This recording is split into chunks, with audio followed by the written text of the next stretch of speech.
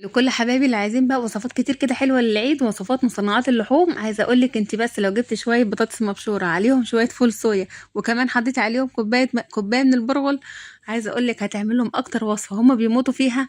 حاجه كده بجد روعه الروعه. هنحط كده عليهم نص كيلو بقى من اللحمه المفرومه، وكمان بيضايه. وشوفي بقى قد ايه الكميه هترمي معاكي، وهتخزني في الفريزر وهتاكلهم طول العيد.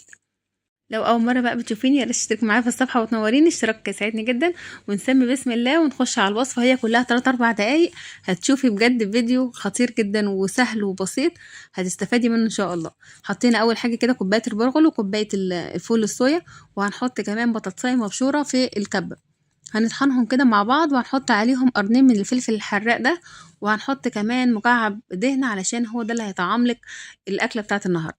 هنحطهم كده مع بعض كلهم في الكبة، وهيتضربوا كلهم مع بعض وهيبقوا حاجة كده تحفة. أنا سايبة شوية بطاطس بس كده حاجة كده بسيطة، علشان أنا عايزاهم يبانوا، ومش هضرب اللحم لأن هي اللحمة جاية مفرومة وشين.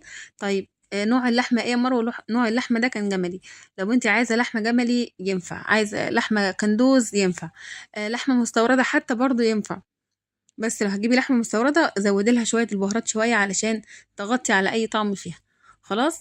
حطينا بقى معلقة كبيرة من البهارات، معلقة كبيرة فلفل أسود، معلقتين كبار أو معلقتين ونص من هو يعتبر كيس خلطة برجر. بفضيه كله، وبحط بقى مكعب ماجي أو اتنين، لأن بيطعم جدا البرجر بتاعي. هنحط كمان توم بودرة وبصل بودرة، وهندعك بقى كل المكونات دي كده مع بعض بإيدينا. وهنحط كمان سنة بسيطة من البيكنج باودر، هتخليهولك كده يعني نافش كده وبيتنفس كده، وتحسوا ان هو مش مكتوم او ملكوم. طيب الاضافات اللي احنا حطيناها دي هتضاعف معاكي الكمية، هتخلي معاكي الكمية اللهم بارك حاجة كده. انت مش هتصدقي ان كل ده طلع من نص كيلو لحمة مفرومة. ساعات كده الواحد يبقى بيبص لنص كيلو عايز يقول طب انت هتاكل مين ولا مين ولا هنعمل بيك ايه. فاحنا بنخليه يعني بنضاعف الكمية بطريقة حلوة قوي وبسيطة، وكمان بيبقى احلى وانضف مليون مرة من اللي احنا بناكله بره. احنا مش عارفين احنا بناكل ايه، ولا هو اصلا عاجنين فيه ايه، ولا حاطين فيه ايه، وما بيبقاش اصلا فيه ريحة اللحمة. طيب هنجيب بقى المكبس بتاع البرجر، وعايزه اقولك لو انت ما عندكيش مكبس البرجر، اي غطا برطمان عندك هيقضي معاك الغرض. هتجيبي كيس سندوتشات او كيس التلاجة دي، بنفتحها كده نصين، وزي ما انت شايفة كده بنحط كيس عليه كيس عليه ممكن نقطة زيت أو حاجة، وبعدين بنمسك بقى القطعة كده. بصوا يعني حاولوا كده ايه توسطنوا كل القطع قد بعضها، يعني في حجم البيضة كده.